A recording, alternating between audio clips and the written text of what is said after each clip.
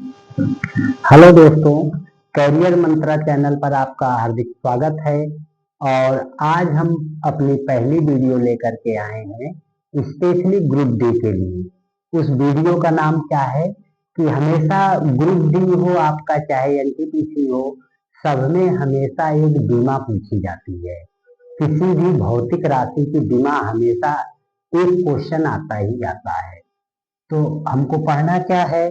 हमको पढ़ना है बीमा बीमा डायमेंशंस। क्या कहते हैं इसको? डायमेंशंस। डायमेंशंस क्या होती है बीमा? तो किसी भी भौतिक राशि और उसके भौतिक मात्रक के नियमों में सहसंबंध स्थापित करना। अर्थात कोई भी भौतिक राशि है और उसके भौतिक मात्रक हैं, या दूसरे शब्दों में हम कह सकते हैं कि मूल राशियों और मूल मात्रकों में सहसंबंध स्थापित करना ही बीमा कहलाता है। फिर से ध्यान से सुनिए कि मूल राशियों और मूल मात्रकों के बीच सहसंबंध स्थापित करना ही बीमा कहलाती है। तो जो प्रमुख मूल राशियां हैं उनकी बीमाएं हमें पता होना चाहिए। जैसे हमको पता है कि जो मूल राशियां होती हैं 7 प्रकार की होती हैं, तो जिनमें से 5 प्रकार की राशियों की बीमाएं होती हैं, उनके बारे में हमें जानकारी होना चाहिए। जैसे अगर लंबाई की बीमा को निकालना होता है तो लंबाई की बीमा हमेशा किससे डिनोट करते हैं? एल से। द्रव्यमान की बीमा को हमेशा किससे डिनोट किया जाता है? एम से। यानी लंबाई की बीमा को एल से दर्शाते हैं, द्रव्यमान की बीमा को एम से दर्शाते हैं, समय की बीमा को टी से दर्शाते हैं। समय की बीमा को टी से दर्शाते हैं। ताप की बीमा को थीटा से दर्शाते हैं। जो टेम्परेचर होता है ताप, उसकी बीमा को किससे दर्शाया जाता है? थीटा से। अब इसके बाद आपका बचता है विद्युत धारा या इलेक्ट्रिक करेंट।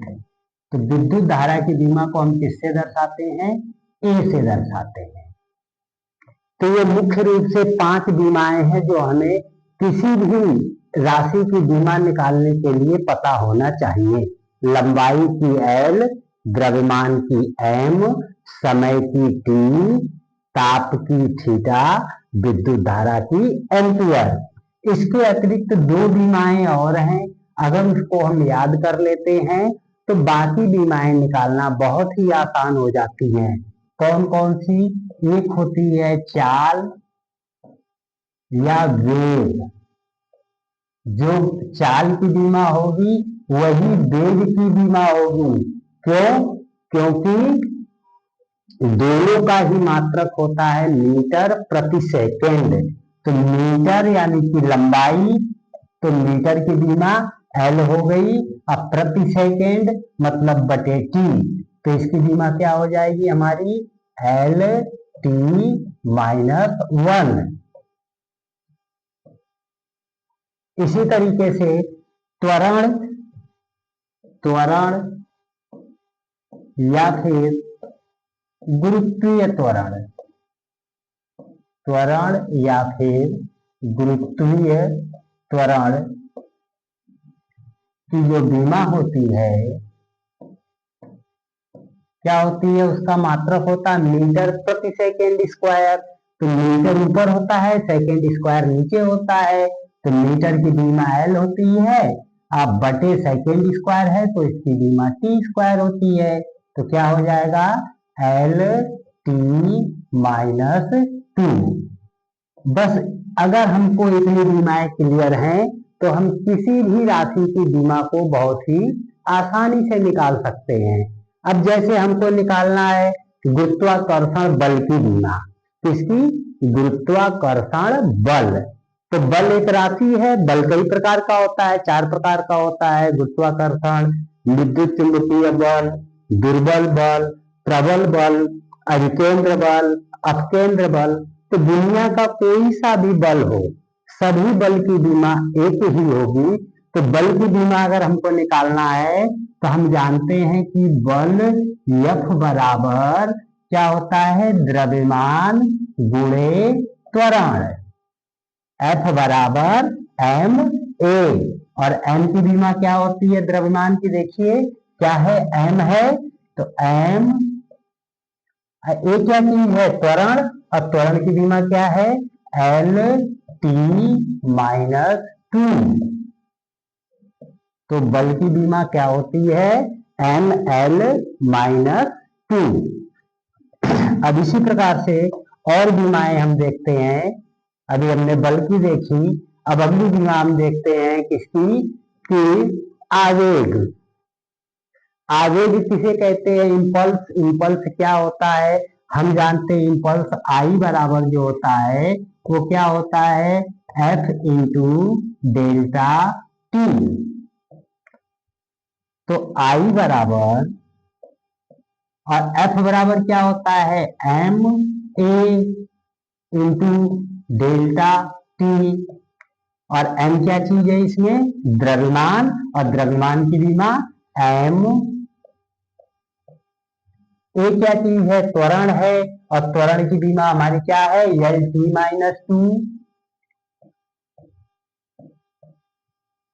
और डेल्टा टी क्या चीज है, समय है, तो समय की विमा t। तो इसकी विमा कितनी हो जाएगी, m l, ये t की पावर माइनस 2 है, ये प्लस 1 है, तो t की पावर कितनी हो जाएगी, माइनस 1।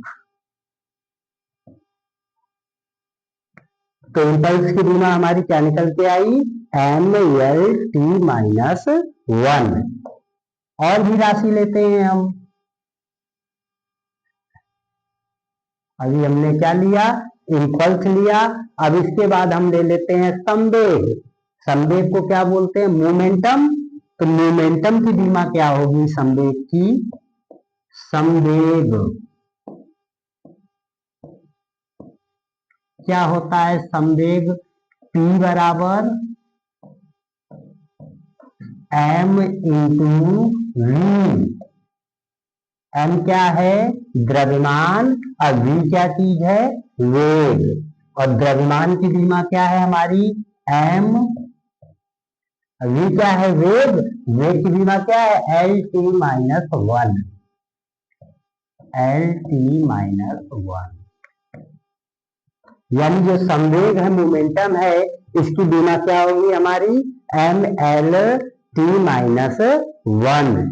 इसके अलावा और राशि लेते हैं, ऊर्जा ले लेते हैं। ऊर्जा, तो ऊर्जा भी दो प्रकार की होती है, गतिज ऊर्जा और स्थितिज ऊर्जा। तो कोई भी ऊर्जा हो, हमेशा किसी भी एक राशि की बीमा हमेशा एक ही होती है।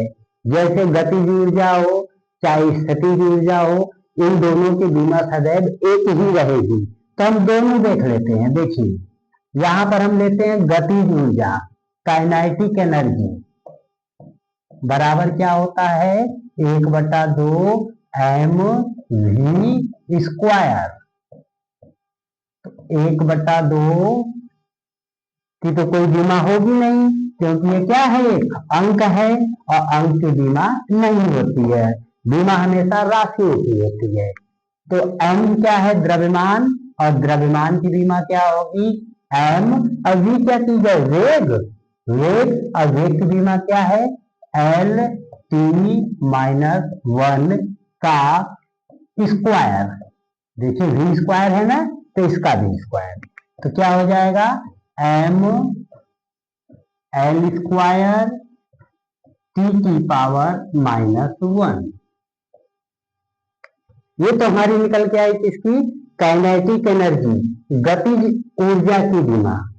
अगर हमें यही स्थितिज ऊर्जा, स्थितिज ऊर्जा पोटेंशियल एनर्जी की बीमा निकालनी हो, तब Pe बराबर mgh।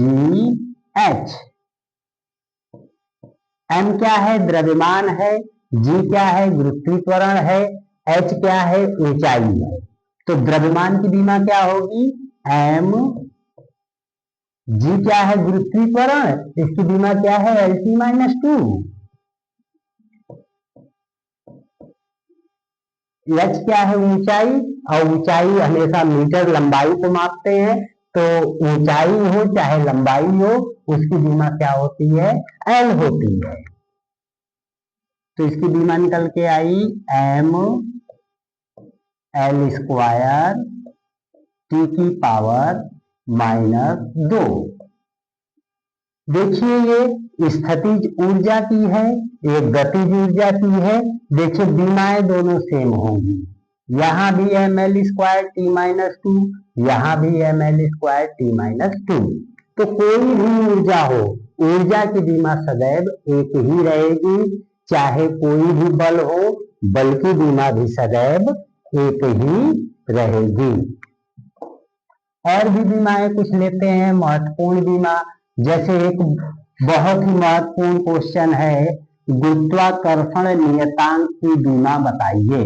अरे क्वेश्चन कई बार पूछा है, कई एग्जामों में पूछा है कि गुरुत्वाकर्षण नियतांक की बीमा क्या होती है। तो पहले तो हम गुरुत्वाकर्षण नियतांक का मान निकालें। क्या होता है गुरुत्वाकर्षण नियतांक?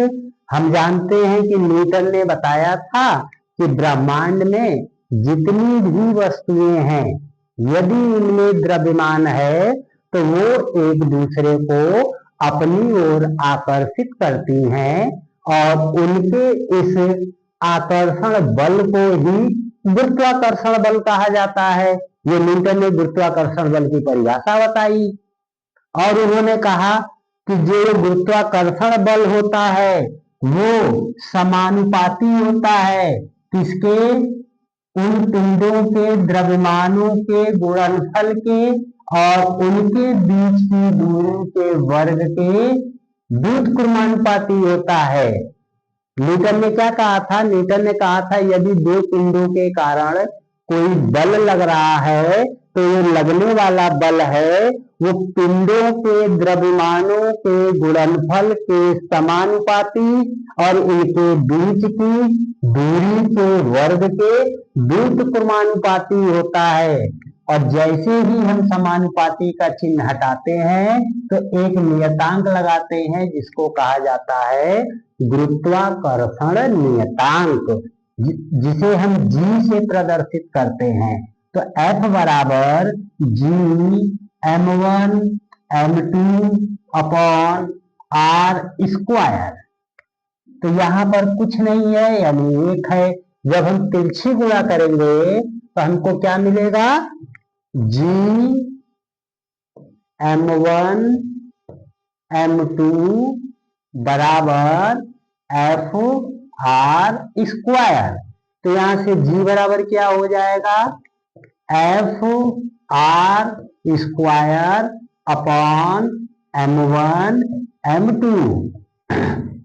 और हम जानते हैं कि F बराबर क्या होता है, ma(r²). F बराबर ma और ये r² है, ऐसे ही नोट कर लिया, अपॉन m1(m2). तो इसकी बीमा हमारी क्या होगी, ये देखिए इसकी बीमा m और ये भी m, तो दोनों की बीमा आपस में क्या होंगी, कैंसिल हो जाएंगी। और ये क्या a है, a क्या चीज होता है, त्वरण, और त्वरण की बीमा क्या होती है, LT-2। ये क्या चीज r है, r क्या चीज होती है, दूरी, और दूरी की बीमा हमेशा क्या, लंबाई वाली होगी। तो लंबाई और दूरी एक ही चीज, मतलब इनकी बीमा एक ही होगी, क्या होगी, L। तो r² है तो क्या हो जाएगा, ये L² अपॉन, ये क्या चीज बचा, द्रव्यमान m बचा, तो इसकी बीमा क्या हो जाएगी, m। तो गुरुत्वाकर्षण नियतांक की बीमा क्या निकली, m को ले जाएं ऊपर तो क्या होगा, m की पावर -1, फिर m के बाद l लिखा जाता है, तो l की पावर 2 और 1 3, और इसके बाद क्या लिखते हैं, t लिखते हैं, तो t की पावर -2। यानी कि गुरुत्वाकर्षण नियतांक की जो बीमा होगी m-1 l की घात 3 t की पावर -2। और कुछ महत्वपूर्ण बीमाओं के साथ फिर हम अगली क्लास में मिलते हैं। धन्यवाद।